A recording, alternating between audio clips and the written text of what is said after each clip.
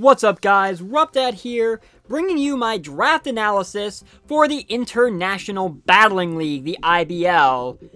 I believe I did mention at some point in my update video from way back when that I was in another draft league that was basically the main reason why I was slowly coming back to doing content for this channel, but I couldn't reveal the details back then because that was mid-February when I recorded that, even though that video didn't come out until much later. And the IBL is it.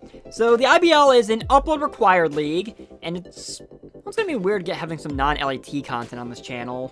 Though to be fair, I am working on trying to get some other content that's not Pokemon related at all, perhaps, on the channel as well. Once I get all the pieces together, I'm planning on doing another update video to kind of lay everything out for sure.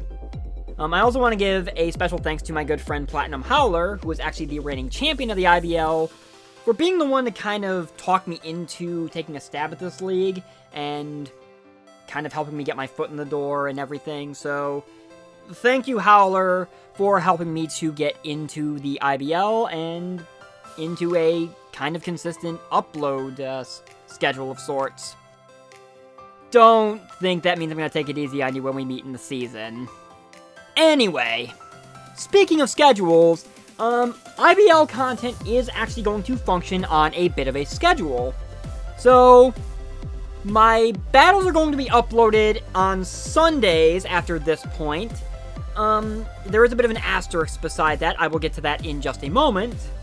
As far as team builders go, I kind of would like to hear down in the comments what your guys' thoughts would be on this. I can either do what some people have started doing with draft format content and having team builders kind of be the first part of my video, and then the battle would follow right afterwards. Or if you would prefer, I could have them be a completely separate upload, and if I do that, all team builders will be uploaded every Saturday going forward. Let me know what you guys would prefer. Bear in mind that some videos might end up being a little on the longer side if I do end up merging the team builder and battle into one video, but I will also give the timestamp as far as where the battle actually starts if for whatever reason you want to skip the team builder. So I will at least be fair on that. As I said, battles will be uploaded every Sunday for the most part. We have decided as a league that we're going to kind of do Monday Night Pokemon, I guess, as an homage to the NFL, which unfortunately is out of commission at the time because of the state of the world. Are you ready for some Pokemon? Or something like that. Anyway, so battles for the IBL will be uploaded every Sunday, unless, because we'll decide on one game every week to be our Monday night game. If whatever game I played ends up being selected as the Monday night game, then the battle will be uploaded on Monday. If you don't see any content from me on Sunday regarding the IBL, that is an indicator of one of two things. The most likely being that I am the Monday night game. The only other instance where that wouldn't happen is if for whatever reason I am held up on actually getting my battle done. But considering I believe the plan is we're going to be uploading videos a week behind from the weeks we actually play, that really shouldn't be the case. It would have to take a significant schedule mess to prompt something like that. So, for the most part, IBL uploads should be pretty consistent. Anyway, let's go ahead and get into my team here, and I will show you exactly what I'm working with, because honestly, I am loving my IBL roster so much more than I am my LAT roster. No disrespect for the LAT incarnation of my Columbus Swoo, but that roster kind of has its fair share of ups and downs. This roster, I really like. This roster is actually very well balanced, and it provides me with a ton of options to be able to play with. So let's go ahead and get started with my first draft pick. I'm going to be revealing my mons in the order that I drafted them, starting with my first pick. So I had the third pick in the draft, and there were a couple different mods I was looking at to get right out of the gate, depending on what fell to me. The first one I wanted was Gigantamax Corviknight, which was the first pick, and that being sniped for me didn't actually surprise me because, from what I've seen, G-Max Corvi seems to be a very popular first pick in draft leagues, or at least ones where G-Max is allowed. So my second option I was going to take then was Hydreigon, because Hydreigon is a mon I've really been dying to use in draft format for quite some time. That also got sniped from me, which caught me off guard. So, my actual first pick, it is a dragon. It's one I know very well. It is a former member of, well, it is a member of my former triple threat alongside Kartana and Victini, who are unfortunately blocked at the Galarian border. Why? But I still have Kyurem.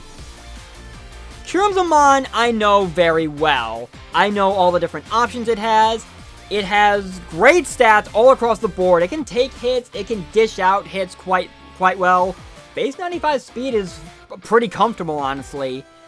In addition to primarily being an immensely powerful special attacker, I guess to compensate for the fact that hidden power is no longer a thing, Kyurem was given access to Freeze Dry this gen, which makes Kyurem a threat to waters. Water types can no longer wall it, or at least try to prep for HP Grass being a potential possibility. Freeze Dry is a definite threat. That's not to say Kyurem is primarily special, though. It's got some physical options. They were usually overlooked because, to be honest, Kyurem's physical move pool is kind of lacking, or at least as far as regular Kyurem Black is an entirely different story. But that changed this gen because Kyurem has access to Dragon Dance now. I don't know why they gave this thing Dragon Dance, and I don't care, because Kyurem is suddenly a dangerous physical attacker if need be, and it even has a usable physical ice move in Icicle Spear, which, when you add on the multiple hits, Kyurem can definitely put in a lot of work if you let it. So I'm quite pleased with Kyurem being my first pick. It is a very solid pick, it's a mon I know very well. For my second pick, I wanted a mon that could mesh well with it, and this is why I started working on my Fairy Dragon Steel Core, I figured, just because, I mean, everything's there. I've already got Kyurem as a starting base. So, a mon that stood out to me is another familiar mon that I have used several times in the past, that being Kabali. Fighting Steel is a really solid type, and this thing has some pretty good coverage to make use of it. It meshes well with Kyurem offensively and defensively, being able to cover some of one another's weaknesses, such in Kabali's case, that primarily being Steel and Rock. There are some weaknesses they share, but I will be addressing that shortly. It's pretty solid, a pretty solid physical defender, or in the physical defense department. Its offenses are balanced, so it can go physical or special, and it's got setup options for both. Swords Dance for physical sets, Coal Mine for special sets. It can pivot out because it has access to Volt Switch. It gives me rocks. Kabali has a lot it brings to the table. It is a mon I have fallen in love with, and it actually pairs very well with Kyurem. As I did mention, however, there are quite a few weaknesses the two share. Namely, neither one really wants to deal with fighting types. Kabali being part fighting means it's not a concrete answer to the fairy types that would threaten Kyurem. So to address this, I completed my Fairy Dragon Steel Core with a fairy type. A very good fairy type that pretty much creates a complete balance for this core. And I figured, since it's on the board, why not take my G-Max mon while I'm at it? I ended up taking Gigantamax Hatterene. Hatterene covers all the major weaknesses that Kyurem and Kabali share, which gives me my very well-balanced Fairy Dragon Steel Core. It is a stupidly strong special attacker, its defenses are actually pretty good, and obviously since this is my G-Max mon, I can use the Gigantamax to be able to eat hits better if absolutely necessary. Hatterene is a bit on the slow side, unfortunately, but it also has access to Trick Room, so I can flip the speed tables if absolutely necessary, should Kyurem and Kabali not be in a bit of a bind. Not to mention the fact that it gets Magic Bounce, which makes status and hazards not really a smart idea if G-Max Hat is sitting around. So with my Fairy Dragon Steel Core out of the way, I wanted to switch gears and start working on my Fire, Water, Grass core, because that is the other main core that most draft format teams really should look at. Now, with my next pick, I ended up taking Rotom Wash. I have a bit of an interesting story about this. Because Rotom Wash was not the Rotom form I originally wanted. I was actually looking at Rotom Heat originally because it meshed very well with my Fairy Dragon Steel core. Unfortunately, I got sniped on Heat.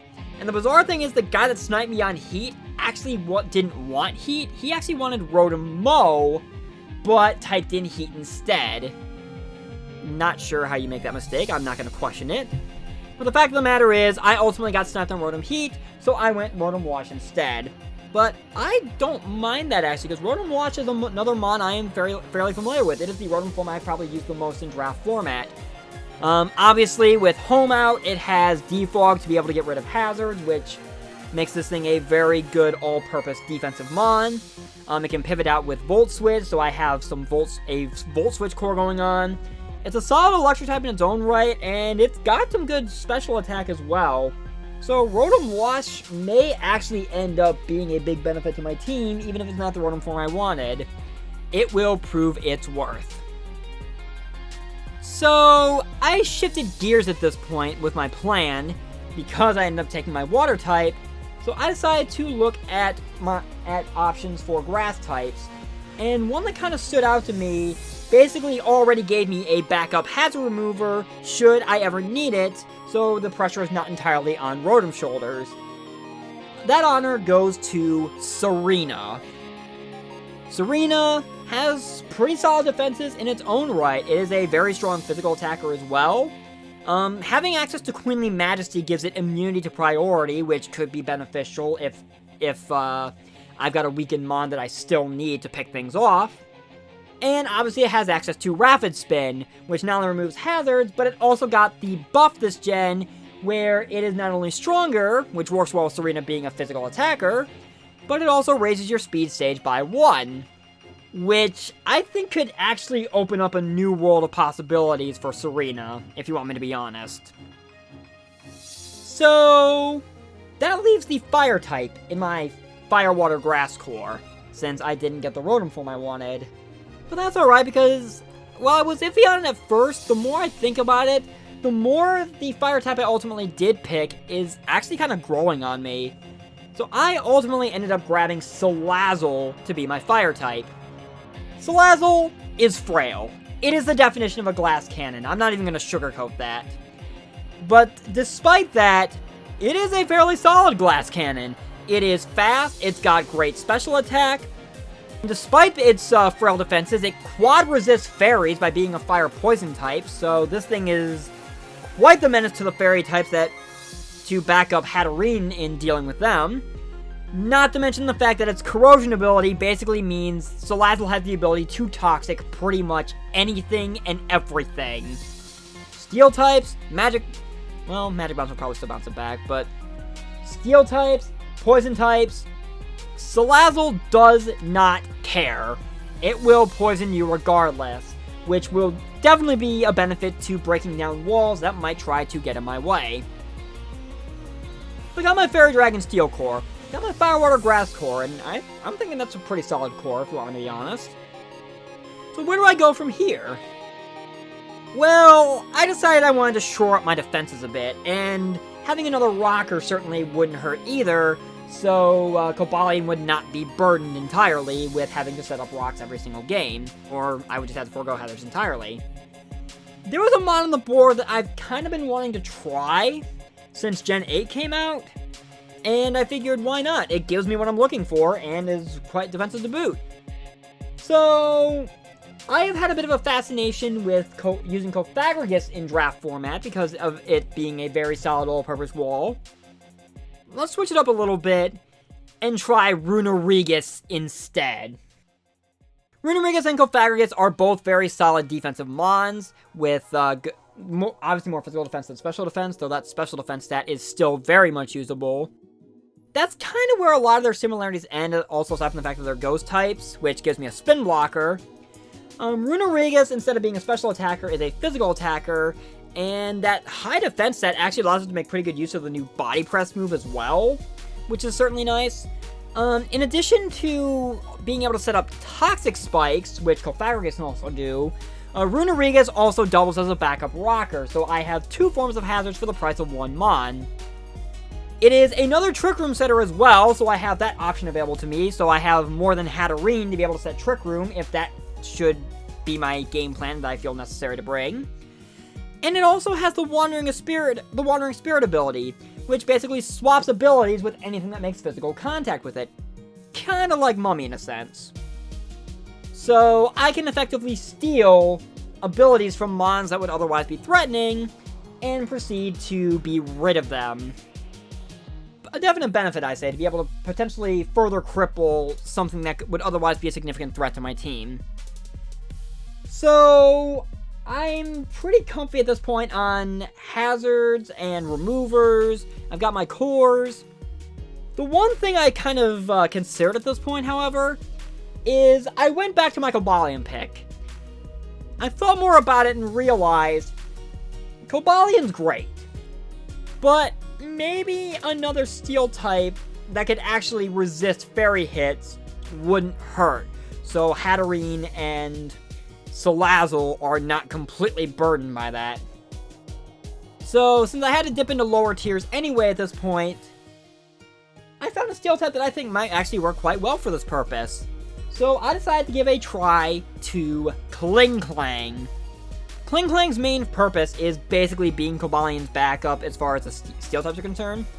But it's a solid physical attacker, it's got good physical defense as well, a solid speed stat at base 90, not to mention the fact that it has shift gear to be able to boost, as well as gear grind, which is, like Icicle Spear is to Kyurem now, a multi-hit move to make things like Substitute irrelevant and deal good damage. I think Kling actually brings some good potential to my team, honestly, as it could potentially even serve to be more than just a backup steel type. Since I needed to fill out my lower tiers even still, I figured maybe some more hazard control wouldn't hurt just to be on the safe side. And another pick I was a bit iffy on, but it's kind of growing on me the more I think about it. My lowest tier pick ended up being Vullaby. Vullaby gives me a dark type, which certainly helps in dealing with anything in the Psychic or Ghost department that might potentially try to threaten things like Salazzle or Kabali to some degree, or definitely Hatterene. With Eviolite, its defenses are actually pretty stellar. I would hazard to say maybe a little better than Mandibuzz, but I'm not going to go that far because Volbeat and Mandibuzz are 2 entirely different mons. It gives me another Defogger, and I have moves such as Knock Off and Foul Play to be able to disrupt opponent's strategies, or turn strong physical attackers against themselves. So I'm thinking Vullaby might actually give me some good use. I mean, look at it, it's adorable. But this adorable little bird is my last of the mandatory picks, so now I have 2 free picks I still need to cover. So with my second to last pick, I had to go with another staple of mine. I know it doubles up on types, but it also gives me a form of hazard I do not have, and one that definitely adds to the speed control that I'm already building for this team. That being good old Galvantula.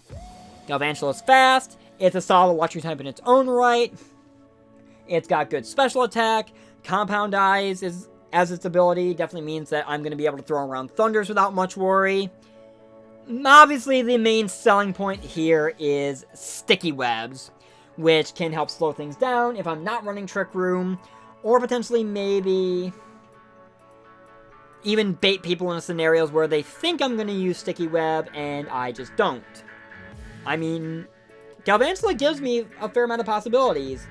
I do feel it kind of got nerfed a bit this gen with the loss of Hidden Power, but Galvantula is still pretty manageable if you ask me, especially since it has that ever-present threat of webs, whether or not I do have them. So I've got one last slot I need to fill here, and I was kind of debating what I actually wanted to use the points I had left on at this point. Ultimately, I decided that I wanted to just grab a normal type just to kind of fill out the roster there. My pick did end up doubling another type, but I think it'll be fine, honestly, because it does not share a weakness with my other Psychic type by virtue of being part normal. I am, of course, talking about Oranguru. Oranguru's an interesting pick. I think it might actually be able to be beneficial to my team if I can find uses for it. I mean, it's got solid defenses. It's not a bad special attacker. I know it's more so known as a doubles mon, which is obviously a bit of a hindrance. But it is a third Trick Room setter, so I do have quite a few potential Trick Room options on this team if I deem it necessary. So, I've always got that working for me. So that is going to be the roster. Like I said, I'm very happy with this roster. I have a lot of options at my disposal to be able to play a whole lot of games with people. And I am definitely looking forward to seeing how it pans out.